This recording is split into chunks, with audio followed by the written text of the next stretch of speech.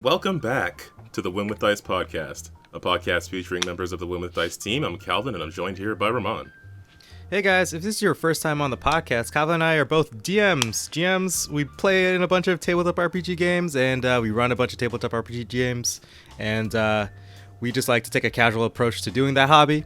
So we just want to, talk to you guys about our games and let you know what's it like, and give you guys a perspective on the other side of the screen. So maybe you might join in on the fun. Yeah, we want to take a casual approach to running games, so you see it's, try to wave away some of the fog of mystery about it. Make it clear that, anyone can do this. If a couple of silly dudes from Canada can, then anybody can. That's for sure. All right, well, we want to talk about some Lancer stuff this week, and I'm very excited to get into talking about more of this. I was actually trying to read a bit more of the Lancer setting stuff this past weekend, because I'm trying to prepare another game, so I don't know if we'll touch on that, but we do have some other stuff we do want to talk about with regards to that game. But before we get into all of that, we have to get to the most important part of the show, the Win with Dice Weekly GM Tip of the Week. Ah, yes, the Win with Dice Weekly GM Tip of the Week, brought to you by Ramon. So I've just been called out by my players as of recording this. Quite recently. Quite recently. It's only been ago. minutes. Yeah, where they all have decided that it's time to restart the pirate campaign. So we have a date, we have a time, and now we just need a game. But luckily, I've actually been planning the next session out recently, so I'm not just caught off guard too much. But I use a tool specifically. I do use Google Notes. And it kind of, for me, it's the way I keep notes for DMing and stuff like that. Mostly because I just want to have a quick reference for pictures. A lot of my DMing style is really loose and kind of just make up a bunch of stuff on the fly. So it really lends to I just put pertinent information about a character or an object, grab a picture from Pinterest or the internet, slap it in there, and then as soon as it's relevant, I just search for it by labels, tags, whatever, and then pull it up. I'm hoping, I guess this is a secret second tip, is you could get a monitor or screen or something, or maybe on your tablet if you have a tablet available, and you can just pull up those pictures and things like that you're referencing during your game. So the tip of the week is to just get a software to keep your notes, and you can search and tag and keep it organized.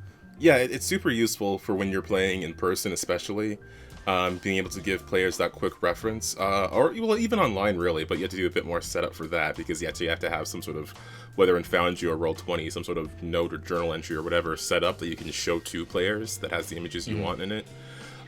Personally, I use OneNote for my organization, just because I like how I'm able to sort things into different sections in a certain way. So I'll have my section for world building stuff, and then I'll have my section for different games or whatever. But that's just a matter of how I like to lay my notes out. Really, whatever works for you. I think what's most important is having that information organized in a way that you can quickly refer back to it, whether you have text notes written down or you have images that you can use to describe an object or a scene. Yeah, definitely. I mean, I've used a lot. I've also used OneNote. I've also just used a Google Docs. I've used a Word file. I've used a lot of stuff. I just find that for my idea generating process, it's a lot easier for me to just put in one idea, put a bunch of tags on it, and then if I'm thinking about one of the tags, I'll just pull it up and be yes, I have to think about all the witches, and I just put all my witch ideas in the witches label, and then now I just open up the witches label and be okay, now what do I do? Right? Yeah. I could build a story from there. But yeah, there you go, folks. That's your Win with Dice Weekly GM Tip of the Week. Awesome.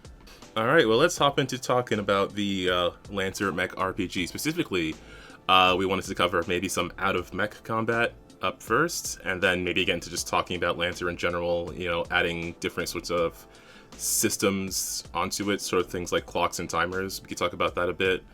But we could start off with first discussing, so we got a comment last week or so by Mitchell McPherson, who's been around the channel for a while, and they were asking about like out of mech encounters per Lancer. So we just wanted to brainstorm a few things for that and see if we could, come up with something helpful for setting up those sort of encounters. Yeah. I mean, I think like automatic combat is pretty cool because you can like take the crunch out of Lancer, even though we came to Lancer for the crunch a little bit, right? And the pew pew lasers, but it's like sometimes it's kind of nice to just be like, I rolled high, I did it, I didn't have to like, count the squares or whatever. Yeah. or I mean, yeah. I've like depending on you kind of have to do that a bit still, but because you still have speed as a pilot. But like, yeah, it's less about the whole big like knowing all the stats of everything. Obviously, like pilot combat is simpler in Lancer. Well, not actually. Well, so I mean, like I think Mitchell can correct us in the comments below, but I believe it's either you are a pilot on the ground on the grid, or you are a pilot and it's a narrative fight. Like you're in a shootout, but it's like not actually like on grid. It's all in the narrative section of Lancer's rules. Mm-hmm. Yeah, I guess I didn't know which one it was, and I think we're both thinking about different things. Possibly. I mean, we could talk about both a bit, because I feel like if you're dealing with just the pilots specifically, just the people, that's where you could really get into more of the narrative stuff. Like you could still have like your grid-based combat and do whatever, but I feel like if you're gonna have something that's dealing with just people out of their typical combat situation, which is what the mech would usually be, I feel like that's going to be dealing with something that's in more of like these smaller cramped spaces, dealing directly with other people.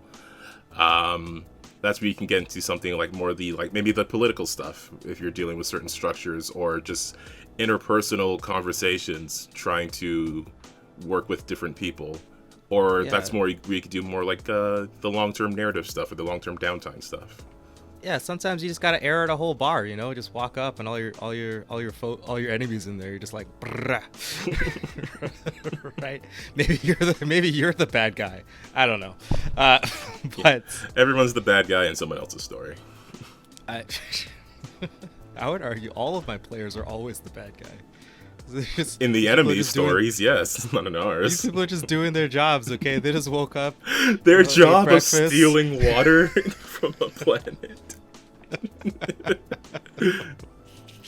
Listen, okay? I feel zero guilt over that.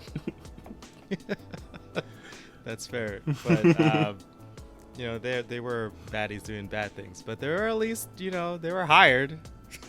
It's their idea. Okay, yeah, I mean, sure, someone did hire those other pirates, but they were still pirates hijacking ships. So yeah, let's talk about boots on the ground.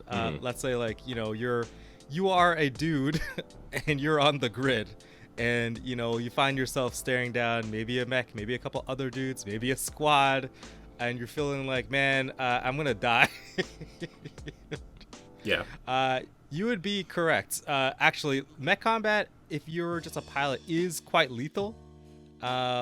Although it depends on your GM, because I think Lancer has rules where if you hit 0 HP, you're just kind of knocked out in kind of like a I am dying state or wounded or something like that, right? You just can't participate anymore. Yeah, you're down. Not, I mean, it's like down and out. Yeah.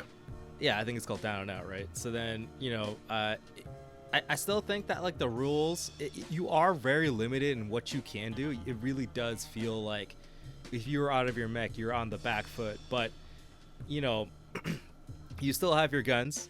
You still have like, things that you could do, especially if the scenario involves like, you actually getting out of your mech to, interact with a control panel, rescue some civilians, enter in a small space, all that kind of stuff like that. Those are the reasons why you would like have to get out of your mech. But you could always also, if you're just trying to fight a mech, you could always jockey them and aid your allies by like, using the jockey rules, which is like, it gives you a couple options to pull some stuff out. Actually, an idea just came to me is like, you could have to maybe jockey like a vehicle or like the side of a building or something like that. Use those kind of rules to just try and like maybe you have to access a specific panel, and like if you just shoot at it, then that won't work. The whole place will blow up. I mean, you'd have to have built-in scenarios where like the player will have to get out of their mech and go deal with the problem on foot, which is like, you know, honestly, like super scary. Like most times, 10 times out of 10, like 9 times out of 10, 9 times out of 10, 'cause that's 100%. Players are so afraid to be out of their mechs. As soon as like the hint, the slight odor of violence or like conflict is in the air, they're like, where's my mech? I need my mech. And it's like, dude, you're in like a 5-foot hallway. Like, there's no way you can bring your mech in this scenario. And it's like, where is it? I'm gonna go get my mech. And it's like, dude, it's like parked in the parking lot like 2 blocks away. Right? Like, sometimes you just have to throw hands. And it's gotta be your hands. Yeah, I mean, like, right? definitely like those cramped, tight spaces. Like you can create more of a set, because I find with mech combat, or at least like that's how I've been building maps. Maybe like I kind of prefer having those larger open spaces, because you're fighting with larger on a larger scale. What am I trying to say? Like, you're fighting with like a larger scale machine, right? Battle, right? Yeah. Like the battle itself is over like kilometers versus like within like a small room or something like that. There's not a lot of times where you're fighting in tight spaces in Lancer, right? Like those kind of things do come up, but they're not as frequent as like you have your big robot, you're in a big space, as opposed to being in these smaller rooms. I think that's part of what can shake up the flow of combat as well as the style of combat when you're just playing as like a person in a hallway. Yeah, right. And also, like, you can change it so it's like if you're just a person in the hallway, maybe an enemy who's normally just like a grunt who, like, you know, is kind of it's scary still, but it's not. It's like, you know, you can obviously still just deal with them. Now when you're on foot, that thing becomes like it becomes like like basically just like an alien, right? It's like from the movie Alien. It's like you do not want to see this thing. Like, you could make a scenario where like the players have to like go through, you know, a bunch of small tunnels, like maybe in some sewers, and there's just like this, you know, there's like a regular enemy just chasing them. Right? Yeah. And then it's like they could engage with it, but it's very likely that they're not going to make it out if they do. So now the game is like, okay, maybe I can dip through these hallways, maybe I could go through this crack, squeeze through this area. You can make places in the map where the mech, like the foe that's pursuing them, can't go, so the players are able to navigate it that way.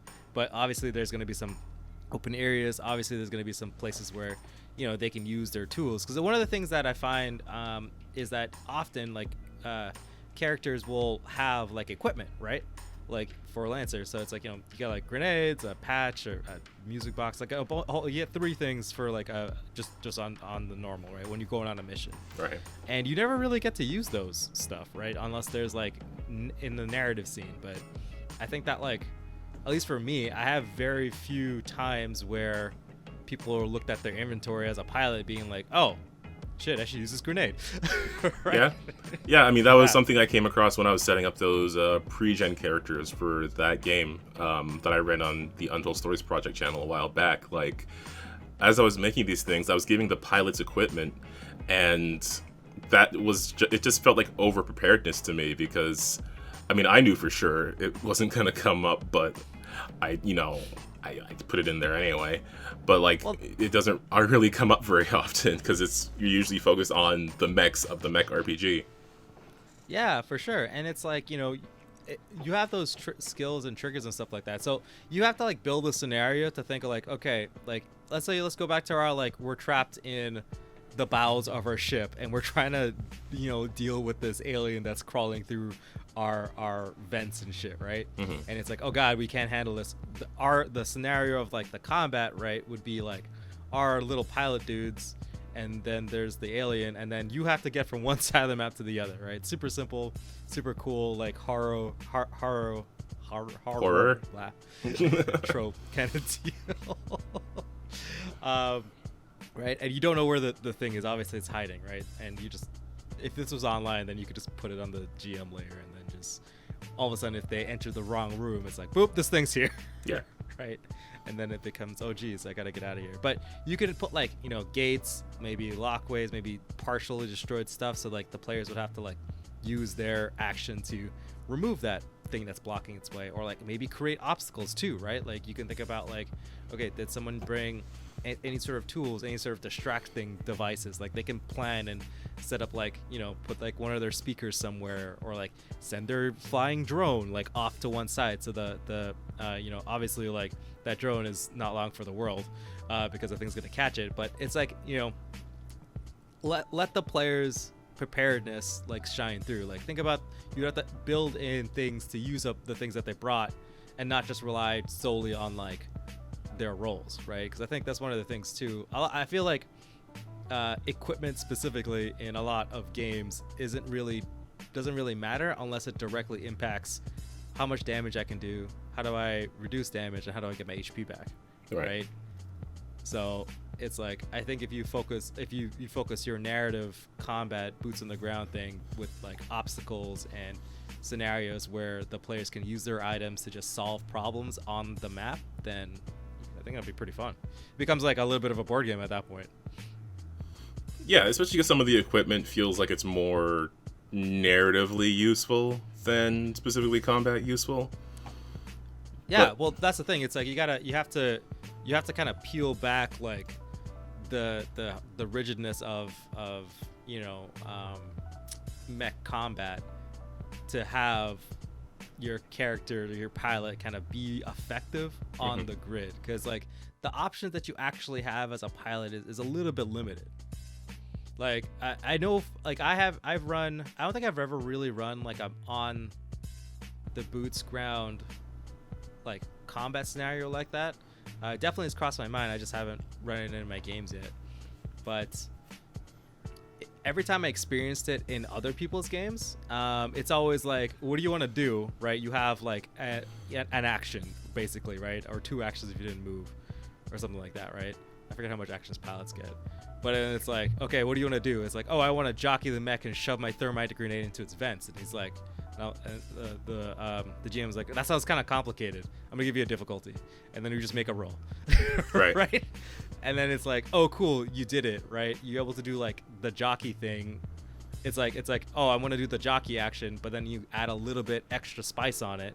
And the GM's like, oh, I see what you're trying to do. It's gonna be a little harder, but the reward's gonna be better, right? It's always like, if you're trying to like add complexity to your action, it is gonna be more difficult, and will either require you to spend more resources, or the role is just going to be difficult. And that's how you can kind of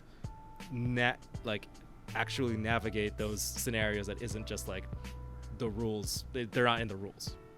Yeah, and I mean, you do have to get creative when you're dealing with like an overwhelming force as a less powerful, I mean, just as a regular person outside of their machine.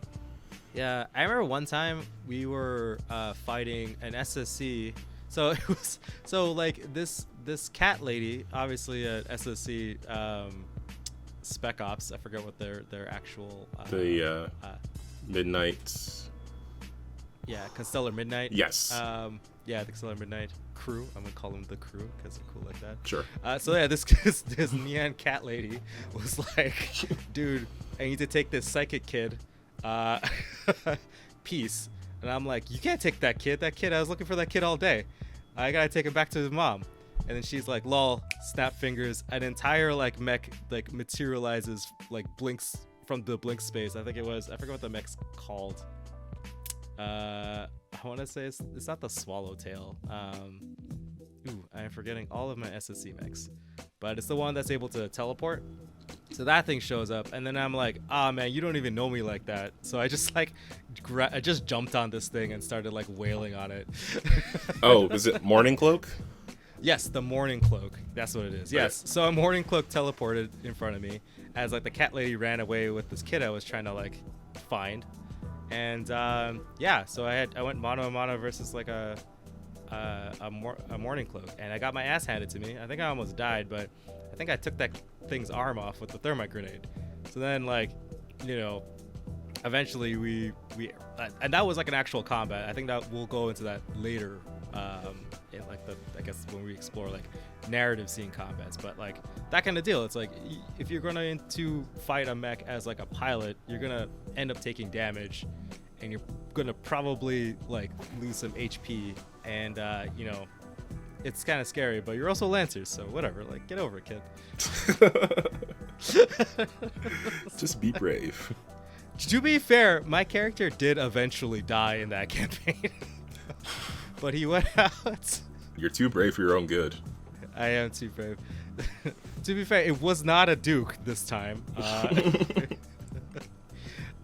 But it was cool. It was cool. It was. He was up against like a really, really tough enemy in the Wallflower game, and man, it was rough. I think 2 of our characters died in that combat, so then we got to play, you know, I think it was like maybe like the back quarter of the Wallflower for that campaign with just new characters. But it was cool because I had a bunch of obviously NPC underlings that I was trying to be like, hey, these are my proteges, so I was able to choose one of 2, and I went with somebody who was like completely different from all of the Duke-esque characters. But yeah, funny story about that one too. At the very end of the fight, like the very last boss fight, at the very last like section of that boss fight, right. If you fight an Eidolon, people listening, then you'll know what that means. At the very last part of that fight, my mech blew up. So I was boots on the ground in front of an Eidolon who can like warp reality and just bend everything to their whim. And I was like, man, human hands built your ass. Human hands are gonna take your ass out. And I just shot at it. You know, and then you roll the 20, and then you're like, lol, I beat the game. Brave. We could get into, I guess, human versus mech combat then. Don't do it. Run away. Unless you want to die. Fair. Unless it's like one, and it's you and all 4 of your bros just jumping on it, because like mechs are built to fight other mechs, and it's real tough unless you have the GM approval to do some wacky cool shit. It's gonna be a little hard. Right. Yeah. Something I was thinking of when you were describing that like sort of alien scenario earlier is just trying to like survive the encounter with this either another mech or any other entity or whatever until you can get to your own devices and then fight back with your own mechs. Because I do kind of like the idea of something that would normally be an enemy that you can deal with quite easily being a much bigger deal because you don't have all of your resources with you for whatever reason. And then once you are able to maybe draw it out or something like that, or maybe you have to go in somewhere to get something and that requires you sneaking past this, rogue mech or whatever. And then once you're able to get out, you can draw them out towards wherever you parked. For sure. Or it could be a scenario where like you got snuck up on, right? Like a lot of times either your mechs could be in orbit waiting to be dropped, and there's like a scenario where that's being delayed and you get ambushed, right? So, you know, maybe the first couple of turns, right, is just you versus like, I think there's a pilot enemy type that's in the list of NPCs you can choose. Right. I think there's like a special NPC where it's just like it's just literally like if you wanted to shoot a pilot, like this is what it is. And you know, you could have those enemies, like maybe like a couple of them as like forward scouts or whatever, and then like maybe like one turn before your mechs hit the ground, an enemy mech shows up. So, you know, you're literally just limiting the amount of interaction that you're having with the enemy mech. It's still gonna kick your ass, probably whatever it rolls, unless it rolls really terribly, right? But if it ever lands a hit, someone's gonna get hurt. But because like pilot HP's like there's so much, you do have a lot of HP actually as a pilot, and you do have some armor options, you could be fine, right? You're more likely gonna be able to take a hit, and then your mech drops and you're able to get into your mech. And then that was like really tense for like the turn or two before you got into your mech. But now it's like we're on equal footing, and then you take the fight back because it's like a bunch of dudes. Like obviously like maybe it wouldn't be like a full scale like mech fight. Maybe it's just like the remaining dudes in the first half of the encounter, plus like one or two of the mechs that dropped, and then you and your full team in mechs, and then all of a sudden like the tides turn. You get that cool moment where it's like now the enemies are on the back, the retreat. Right? Yeah, that's sort of what I was thinking. Like that moment of taking the advantage back and then pushing forward. Yeah, for sure. Yeah, so that's like actually using mechs on the ground. I mean, that kind of scenario where it's like you get ambushed, you have to get somewhere, you have to disable the MacGuffin device before it blows up the people you like, right? That kind of high tension action scene moments where it's like, oh, car chases might be kind of cool, right? Right, so instead of like, you know, like you're maybe you just like, instead of you're on the ground, you guys are just all inside of a car. and then it's like someone has to drive. Yeah, every round someone has to steer and drive on whatever. yeah, and then it's like, oh, move over, I'll drive, and you just kick the guy out of the seat.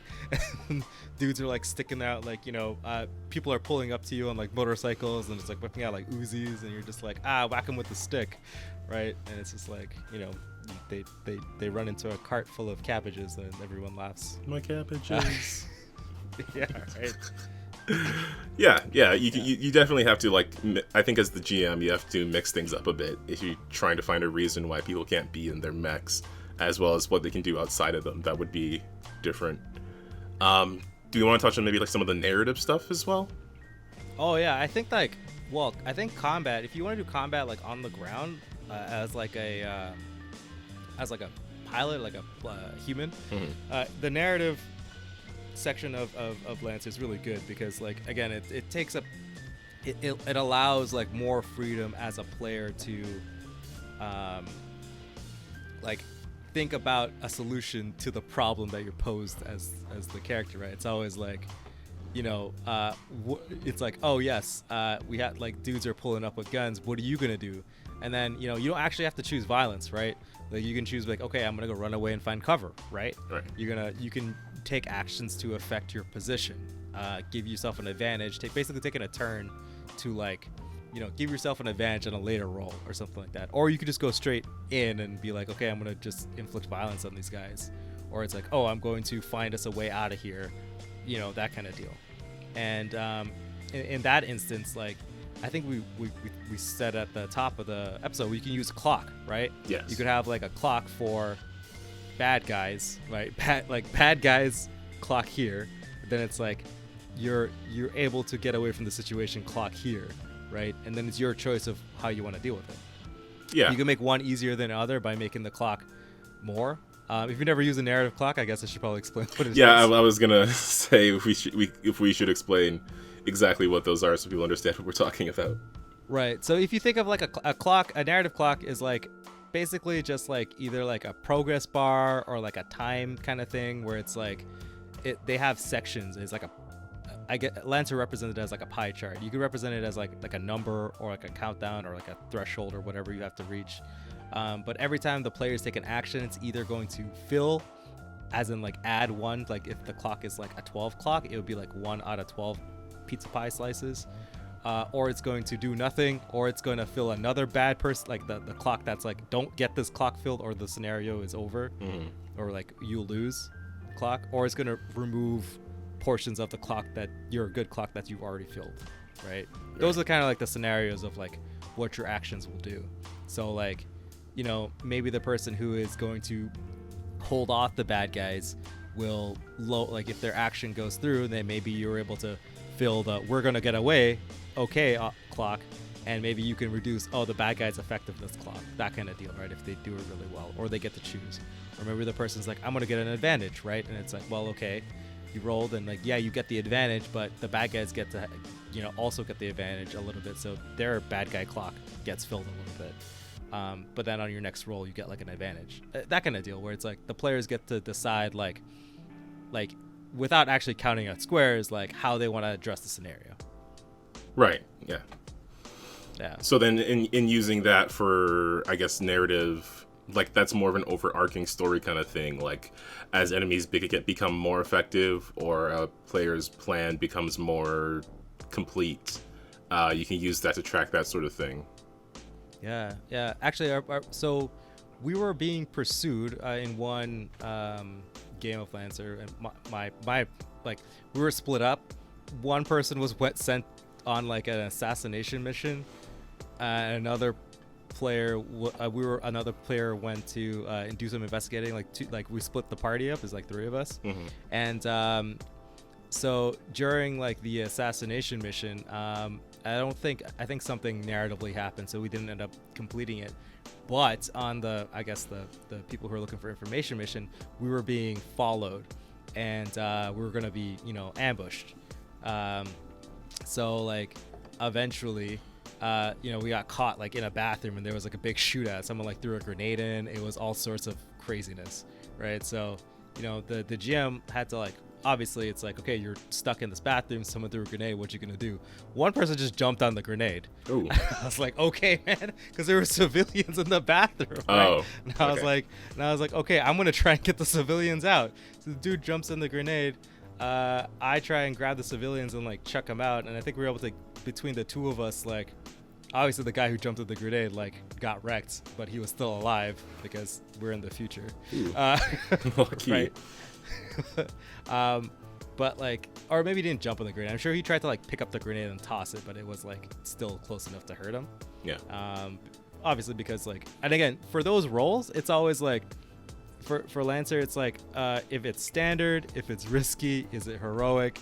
And then basically that depends on, that tells you like, what's your bars of success, right? Yeah. Standard rolls, usually if you roll above a 10, you did it. If you roll a 20, you crit, so you get something extra, or like there's no consequences.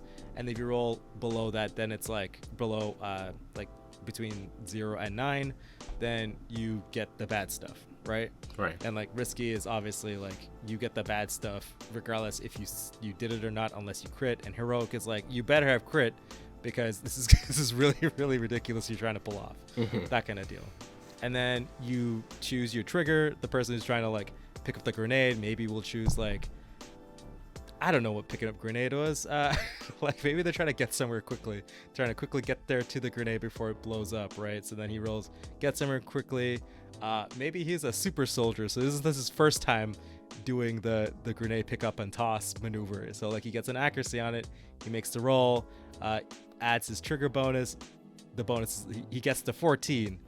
It was a risky roll because it was a grenade. He was able to successfully get the grenade, chuck it out the window, but it didn't chuck it that far, and he's still gonna get blast back and took some damage, right? Right. And then like for Lancer, a lot of the consequences of like, I guess not failure, but like the bad stuff is like harm, equipment being damaged, you being in a bad position, the like, that kind of deal, where it's like then the scenario kind of switches, and then it's like, okay, now we're in like more of a complex thing. First it was like, kind of you had like the upper hand, but maybe you lost the upper hand. It kind of goes like back and forth like that. Yeah, I think I ended up just like taking out my sword and like charging it to do with a handgun, and I was like, I'm gonna cut the bullets. So I rolled assault, and I think I rolled pretty high, and I was able to get to him, deflecting his bullets, and was able to like disarm him in the literal sense. So that was kind of cool. And then I think more of his cronies showed up. We were able to like regroup, and then I basically was like, all right, man, I'm gonna hail a taxi. So then I hailed a taxi, and I told the taxi, because I was playing Duke at the time, I was good for the money. So then the taxi's like, all right, man, no problem. And then just like all of us jumped in the taxi and sped away. Obviously it was like a hover taxi because it's the future. Yeah, of course.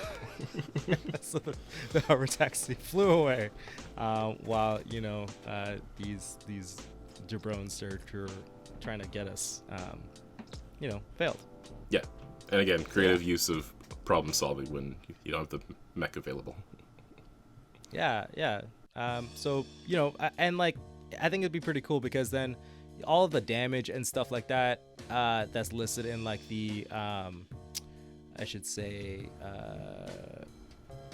like the pilot gear, like all those pilot weapons, they kind of range on effectiveness. So it's like, like your smaller sidearms will do less damage, so it's like harder for you to take someone out. But if you just want to like, but it's easier for you to carry and conceal and all the other aspects of narrative, versus like, you have a big hammer And it's like it's unwieldy. But if you ever connect with a dude, like that guy is gone, right? That kind of deal, and like fun kind of stuff like that, right? So yeah, I think the narrative combat is hilarious in Lancer, and you get to do a bunch of cool stuff like throwing grenades and chopping dudes' arms off and stuff like that you wouldn't really get to feel so much in the tactical sense when like you're doing like the grid, because then it's like they have HP. What does it really mean to cut a dude's arm off with 5 hit points? You know, like I don't know. It's just not as cool and fun. It's not as action movie-esque, which I think is like what it was trying to go for. Yeah, I mean that's just a matter of having to abstract some things to make it like you're rolling a die to do something. Like some stuff is going to translate exactly. Honestly, like the easiest thing to do, I think, for Lancer combats is just like watch like an action film and be like, all right, this is what they do, and then this is what the players have to do. Yeah. Just watch John Wick, and then like basically just like, all right, man, you're in a car or something, and 2 dudes with Uzis and motorcycles show up. What you gonna do? And then let the players figure out what they're gonna do. Someone's definitely gonna be like, I'm gonna jump on the motorcycle and take the dude down and take his Uzi, and I'm like, okay. You can try. Yeah, that's something we've recommended like hundreds of times. Is just like look to other media for inspiration. That's something I've been trying to work on because I've been wanting to, you know, regularly run a Lancer game on the USP channel since I did that one shot. I've just been trying to think of what the story of that will be. Yeah. You could do cool stuff too, like maybe there's like a hijacking and you're on the plane, and maybe there's snakes. I don't know, like snakes. That would be such a funny thing to deal with, and everyone would probably get mad. But yeah, you know, maybe there's like a hijacking or something, and then it's like you have to try and stop the bad guys before they take over the plane, or like you just don't want to give them your money because screw these dudes, I'm a Lancer. Like I don't need to get robbed right now. Like yeah, I'm a superhero. Yeah, I'm a superhero. I'm the protagonist here. Then you just karate chop them, and then it's good. But maybe that's the thing too, right? You got to build in like those things where it's like, okay, well, I don't know, if you really flub this roll, like a civilian's gonna get shot or hurt, or maybe the if it's a plane or something, it maybe depressurizes, and now just like there's like a hole in the wall and people are like flying out, and you got to deal with that, like that kind of thing where it's just like everything kind of snowballs into like a very crazy scenario, and then it works out in the end because narrative. Yes. Is there anything else we can say on out of mech combat? I don't know, Calvin. Are you gonna do it? Because like I want to see you do it. I'm thinking about it. I mean, again, for me right now, I'm just trying to figure out the overarching story of the game, and if it's something that I'm capable of creating a narrative around, and then I'll see what I could do for the specific individual. I do want to have out of mech stuff. I like the idea of players having to deal with a figure that, maybe up until that point, they know what that model of mech is, and they've dealt with it pretty handily, but when they're outside of their machines, like, it's a bit tougher to manage, and then they have to sort of survive it for a certain amount of time before they're able to get to their mechs and then take the fight back. I really like that sort of scenario, so I definitely want to do something like that. Yeah, you could also have it so it's like, giving people reasons to not be in their mechs. Like, property damage is a big one, right? Yes. If you're in a densely populated metropolis or something like that, you having your tank with 2 legs stomping around, destroying a pavement and stuff like that, people are gonna rage quit, right? Like, nobody wants their city to become a war zone. So, like, even if you're the cops, people don't like that.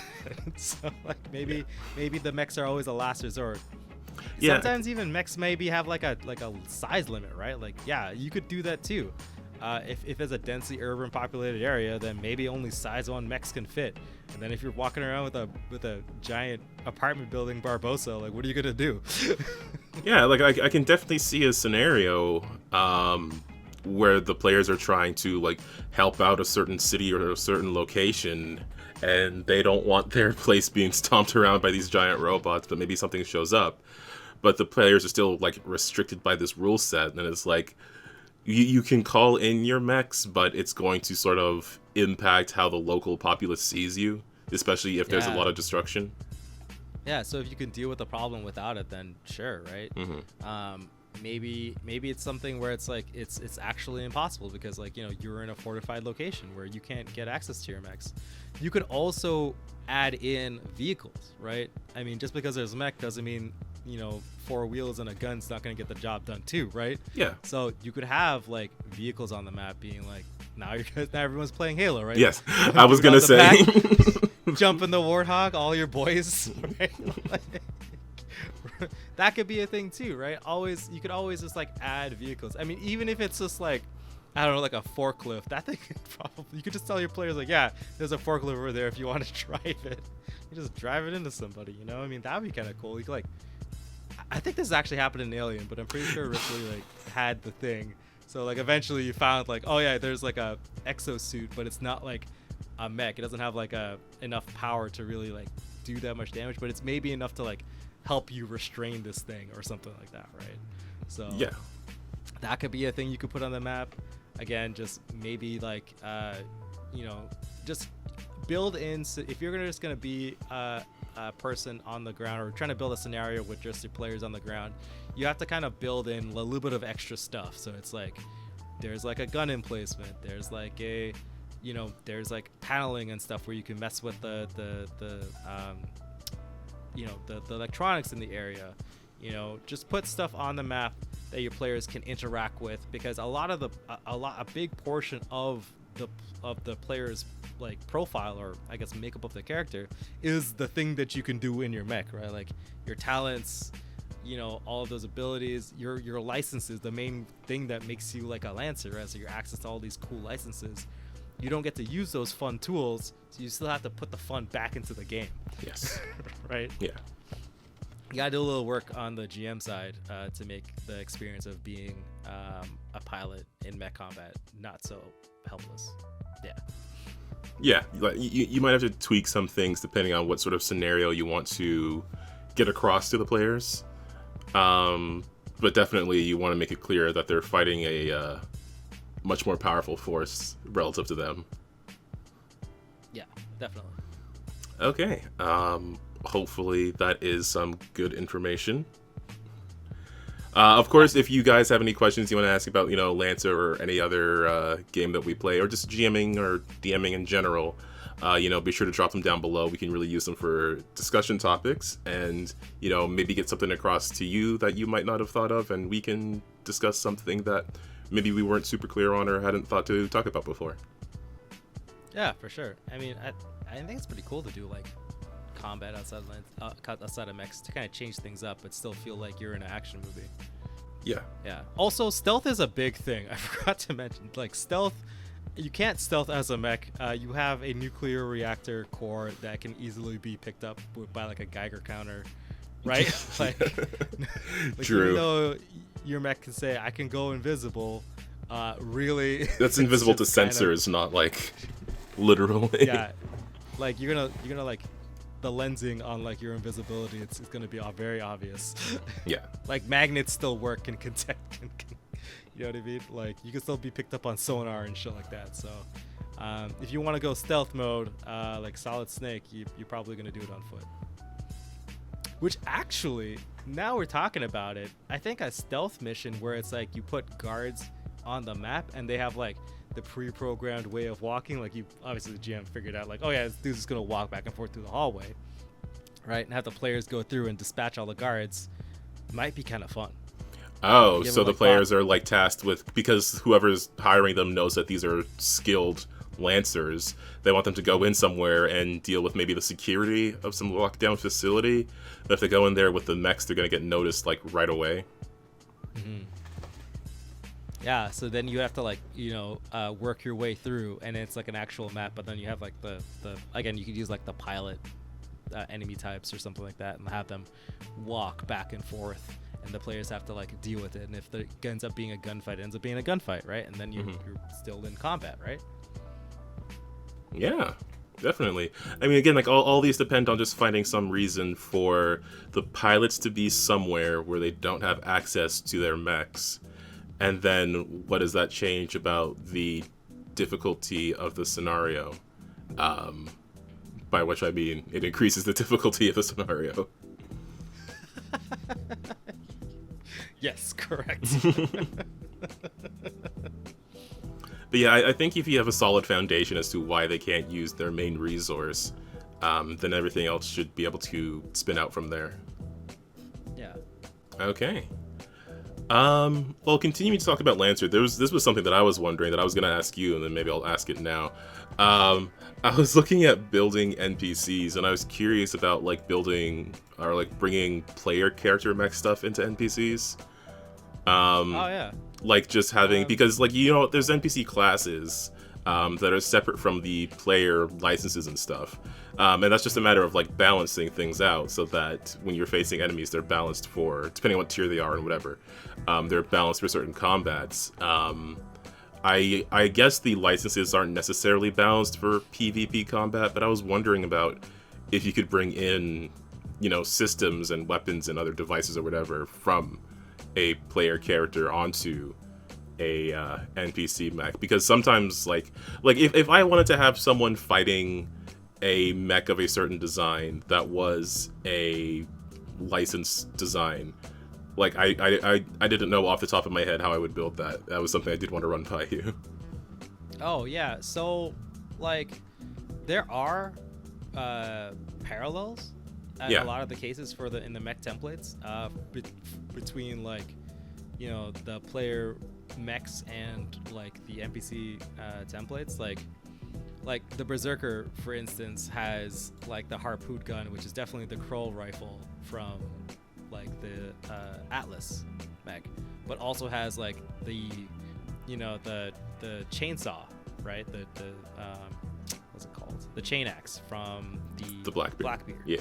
Right, built in. So you could, I mean, like, actually, if you want to just say like, oh, an enemy is piloting a Blackbeard, then you could just be like, it's a Berserker, right? Right. So like you could do things like that, but I'd just say go for it, right? I would say like I think you should stay away from just having the mechs, you just piloting the mech, right? Just like you just made a Lancer and then stuck them into like the game as a bad guy, because like you get to the issue where like they have a lot of structure. It's Lancer's a very complex, you know, type of thing to run, and if you're running that plus like other things, it gets complicated for you as a GM to kind of manage it properly and do like, you know, not optimal, like you don't have to do optimal thing all the time, but to really like push your players, you want to try and figure out what you're doing, right? Right. But I would say I would say just take abilities from other templates and just add them into whatever thing the base NPC type that you're using, right? Like if you want to run a Ronin but you want it to fly and do a barrel roll, then just take the barrel roll option from the Ace and just stick it onto your Ronin, or just take the Ronin sword and stick it onto the Ace, like whichever way you want to do it. Because from the player's perspective, you can tell them anything you want, right? As long as you have the rolls, like the actual abilities to kind of back it up a little bit. Yeah, as long as it's consistent, right? Yeah, as long as it's consistent. And even if you want to change an ability, like you want to have the Ronin sword like grapple somebody, then just, I think there is a grapple action, like a grappling hook or something like that from the pirates. Just take either you can make it a pirate, right, to, you know, increase the difficulty of that enemy, or just take the grappling hook and just be like, yeah, this thing is a whip sword, it's gonna whip you good. Okay, so like if you know what certain thing you want from a certain license, you can go into the additional systems and weapons for NPCs, find one that's similar to it, and just strap that on. It doesn't, like, obviously it doesn't necessarily have to be from the same class or the same tier or anything like that. Yeah. So it's like if you're trying to like, you know, like a lot of the mech stuff, like maybe like the Pharaoh Slash, for instance, from the like the Black Witch. I don't think there's really like an equivalent in like the templates, like the NPCs in the base rule set. There might be something in the third party. Obviously, I can't remember all the third-party stuff. That maybe there is an ability similar to that. That's kind of one of those things. Well, then maybe it's like, well, I want my players to fight a Black Witch. Then you just take that one ability and stick it into an NPC type. Because again, even if someone's piloting a Black Witch, it's never going to be the same as if everybody in the party is piloting a Black Witch. They're never actually going to be doing the exact same thing anyway, right? Yeah. Right.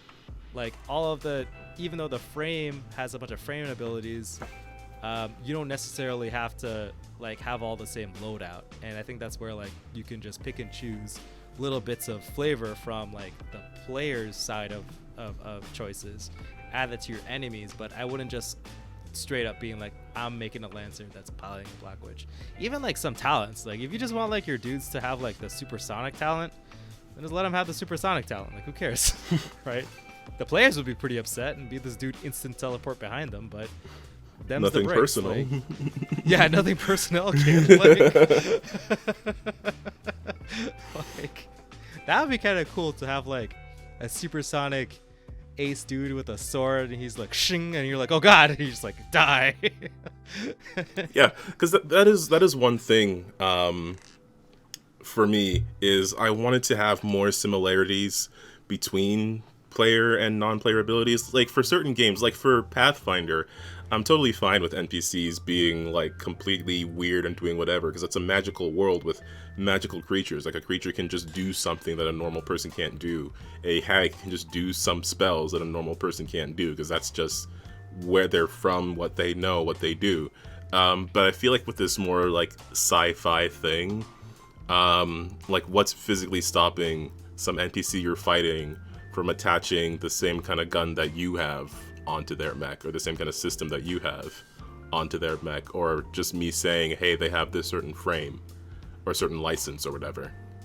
Yeah, but if you think about it, like if you just choose like a license, and we could probably figure something out. Like maybe some of the more nuanced stuff, like I think like the Gorgon, for instance, is like a little bit more difficult to figure out. I think that might actually be like an Avenger kind of deal, because it's all about like, don't hurt my friends, I'm gonna hurt you kind of deal.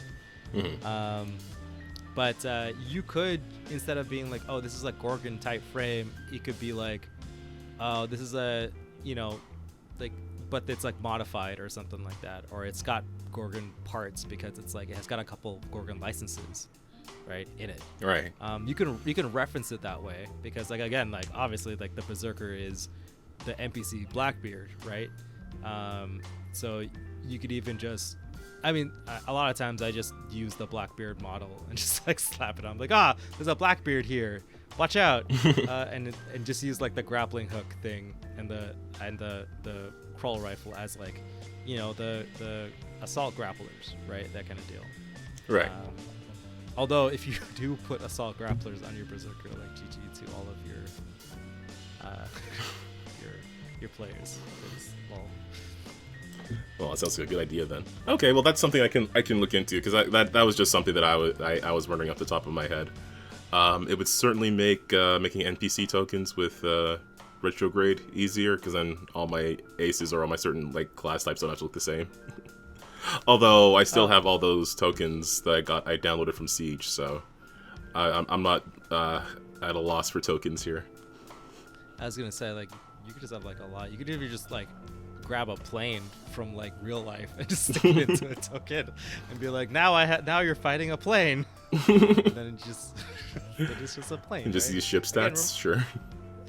Or like just use the ace stats. There is options for vehicles, but essentially the vehicle stats are just like, you can't punch people, you don't have arms. Yeah. Like you're just a plane. And then just like stick a picture of a plane on there.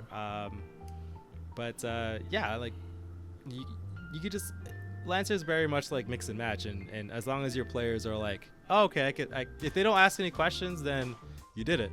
Like you don't have to do the math. Don't worry about it. Pretty much. I don't know. I want to make sure the math is correct behind the scenes. Sometimes you just make some crap up. Like I'm pretty sure, like the battleship, obviously, like during the battleship fight on the ocean planet. Mm-hmm. I think it was like that was, I think I forget which. It might have been field guide to Soldan. I think there's like the Titan. It's just basically just like if Titans were from Warhammer were actually like in Lancer. There's a big walking, humanoid, vaguely humanoid shaped like weapons platform, right? Like it's big. And I basically just like, all right, this is it. But now it's a boat. And then you guys didn't even like wonder like what rules did I use to make this thing, to make a battleship?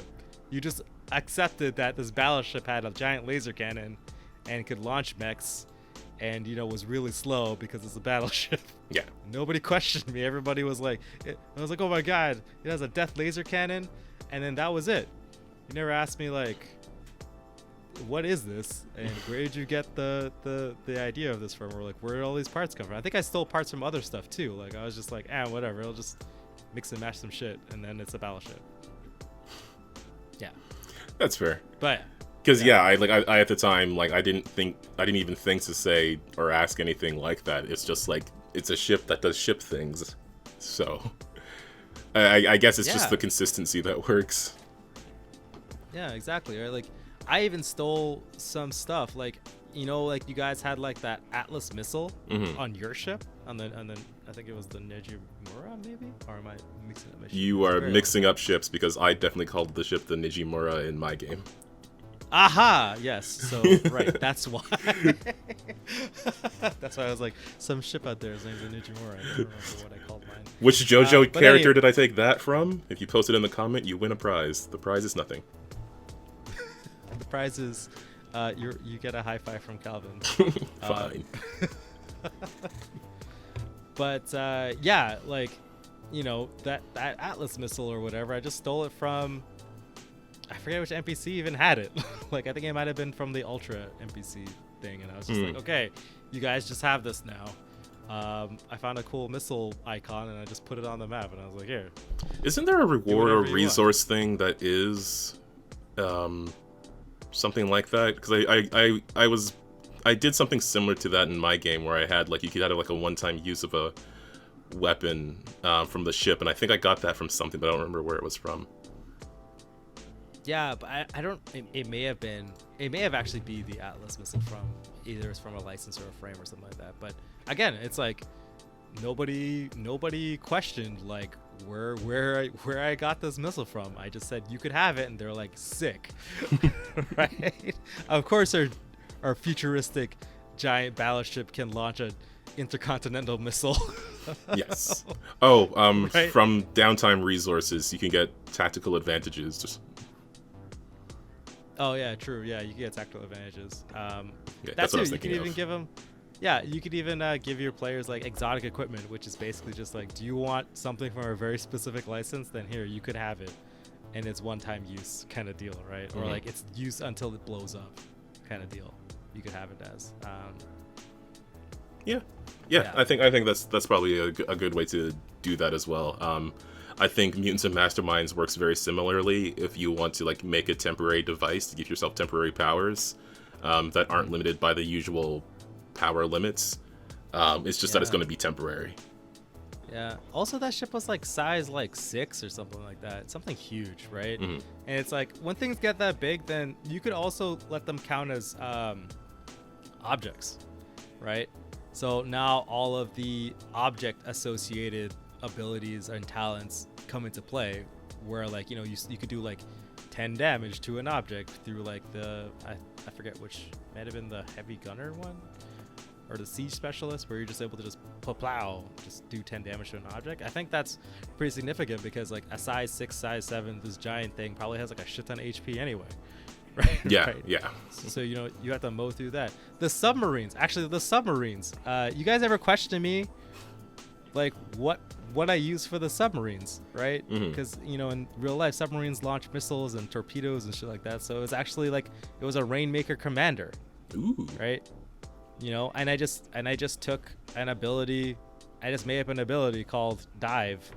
Or no, I think I took the dive ability or borrow ability from like the what's it called? Like the beast, or like the monstrosity template. And I was like, yeah, submarines can like go underwater, and then it's like you can't find them. So then it was like, yeah, see, and then I just put all that crap together, and then I was like, this feels like a submarine to me, because they also have like a bunch of electronics and stuff like that, and yeah, I didn't even think about like adding like carrying space or even making it a vehicle. I was just like, it could carry dudes because it's a submarine and we're in the future. Yeah, like, yeah. I guess there's definitely some things that don't have to be like super specific. I feel like I probably would have been like, okay, how much space can it carry things? But technically, you don't have to do that. It just has to make sense.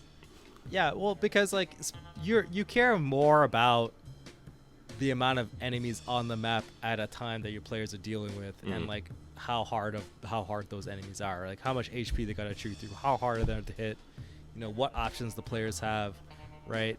That's more important than like whether or not they can be transported onto the map, because enemies, they'll just be on the map. You could have a million ways to get more enemies on the map. It's like, oh yeah, they were like hiding out underground, they decloaked, they javelined in, they just woke up, they just woke up, they teleported in, you know what I mean? Like, yeah, they're like hopping on a blink space or whatever. Yeah, right. There's like so many ways to just add enemies into the map that doesn't actually matter like how they get there, as long as it's like makes sense. So it's like, if a bunch of junker pirates, they shouldn't be teleporting in unless it's really hilariously like they patched up together an old teleporter or something like that, got that shit to work, that would be pretty dangerous. But as long as it makes sense to you and your players, like you can just do whatever you want and everyone will be happy. Yeah, I think you can apply that along like any RPG. Yeah, I've had players being like, "What? That's unfair," and I'm like, "Sorry, man, I didn't do it." You got me there. Yeah, and then they're like, "Ah, fine." And I was like, "Listen, man, you guys are." I didn't remind the players, like, "Listen, you're the bad guys. These people just showed up to work." Showed up to work to steal water from a vacation planet. I'm just saying. They had it coming. There was a lot of dollars invested in that big straw, okay? Well, they should have gone into legitimate business, not the water stealing business. It's only bad if somebody who's bigger than you tells you it's bad. Well, that's what our job was. True. But yeah, that's... Yeah, if you want to make something custom, just, make something custom. Specifically, you just have to worry about, like, what are your base stats, and like, make sure, like, the HP isn't too high, because that'll slow down the fight, right? You don't want to, like, double dip. Yeah, I think when it comes to homebrewing, especially when you're starting out, it's helpful to just reference things that already exist, and then seeing, like, what can I take out of there and put back into there, and what can I change up so that it's still a consistent range for whatever this is. I think specifically you could get a lot out of the base rule sets for Lancer with just the NPC templates that you can add on. Like adding on like the mercenary template all of a sudden turns like a bunch of NPCs into a well-ordered machine, like actually, because they can work together. Oh, it's yeah. like the first power is the power of teamwork. And all of a sudden, oh damn, these guys are good. Right, they have a bunch of stuff to be tricky, and if you want things to get weird, you put the exotic template out and be like, it's paracausal tech. They just, they have abilities being like, yes, I teleport, or like, oh, actually, I just say no, you actually rolled a 1 instead. Sorry. Yeah. This weapon just exists before it was built. You know what? I hadn't seen the word paracausal so much until I started getting into Lancer. I don't know if I've even seen it before I got into this game. It's science, man. Don't worry. It's parascience. It's weird science is what it is. I love it. It's so good. Just like whatever thing that's weird on Lancer, it's paracausal, man. It's worse if it's a particle. Oh, man. Oh, no. Then you just say a bunch of technical mumbo-jumbo, and then you're like, oh, yeah, but we gotta just restart it. Like, restart the generator? Yeah, it's like a car. You gotta jump it. oh, I get it. You just put the analogy to something really real world, and then it's all fun. Yeah, just like a movie. Yeah, just watch a bunch of sci-fi shit, and you'll understand. Pretty much. Oh man, this is why I like that game. Yeah, it's a pretty sweet game. You should definitely check it out, and we will have, obviously links and stuff below. But I think that's all we have to cover for this week's episode. Yeah. Unless you had anything else you wanted to add until this discussion? No, I think we got through a lot. Groovy. Well, of course, like I said below, we'll have some links where you can go check out more stuff about Lancer. Definitely go pick this game up if it interests you. We also talked to a whole lot of third-party content creators, and we have links to all of their stuff below in the description.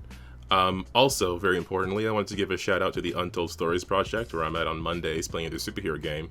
But I was also at, last weekend, they were doing a fundraiser charity stream for the Trevor Project, which helps out LGBT youth. And I thought it was a really great cause. Very happy to have been part of it. The goal was to raise $500, and we got over that by Sunday night, so that was very exciting. I believe it's running until the 30th still. The donation link is still open, so by the time this comes out, you should have like a day or two that you can still stop by if you're interested. I'll drop that link below so you can go check it out. I think it's very cool that they were able to use their platform to do a little bit of good, so if it's still active, I'll be sure to make sure it's in the description below. And if not, just go check out the channel in general and tell them I sent you. But that's about it for this week's episode. Anything else you want to add, Ramon, or should we head off into blank space? No, I head off into blank space. I don't know. I was gonna say like the sunset. All right, Space Cowboy, take us out of here. I had the book open and I picked the first word that I saw. It was a paracausal. Surprisingly, no. All right, folks. Well, just remember, all our GMs and players out there, just remember to keep on winning with dice, and we'll see you next week. See you guys.